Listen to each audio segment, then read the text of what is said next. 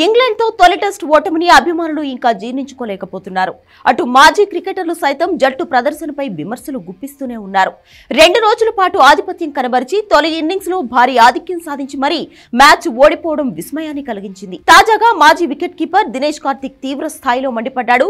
రోహిత్ శర్మ చెత్త captaincy team India ఓటమికి కారణమైందని సంచలనం వ్యాఖ్యలు చేశాడు. ఫీల్డ్ సెటప్ లో రోహిత్ శర్మ చేసిన తప్పిదాలు ఇంగ్లాండ్ కు కలిసొచ్చాయని అభిప్రాయపడ్డాడు. ముఖ్యంగా సెకండ్ ఇన్నింగ్స్ లో టీమిండియా ఫీల్డ్ సెటప్ సరిగ్గా లేదన్నాడు. టీమిండియా మరీ రక్షణాత్మక ధోరణిలో ఆడిందని, టామ్ హార్ట్లే వంటి అరంగేట్ర ప్లేయర్ ఆడుతున్నప్పుడు కూడా చెత్త ఫీల్డ్ సెటప్ చేశాడంటూ విమర్శించాడు. అతను పరుగులు రాబడుతుంటే అడ్డుకోలేకపోయారన్నారు. రెండో ఇన్నింగ్స్ లో హార్ట్లే 34 పరుగులు చేశాడు. అతని రన్సే టీమిండియా ఓటమికి కారణమైంది. రవిచంద్రన్ అశ్విన్, రవీంద్ర జడేజా వంటి టాప్ స్పిన్నర్లను ఎదుర్కొని పరుగులు చేసే అవకాశం కల్పించారంటూ దినేష్ కార్తిక్ వ్యాఖ్యానించాడు. రోహిత్ ఇలాంటి ఫీల్డింగ్ సెటప్ పెడతాడని ఊహించలేదంటూ డీకే కామెంట్స్ చేశాడు. తొలి టెస్ట్ లో భారత్ 231 పరుగుల టార్గెట్ ను ఛేదించడంలో విఫలమై పరాజయం పాలైంది.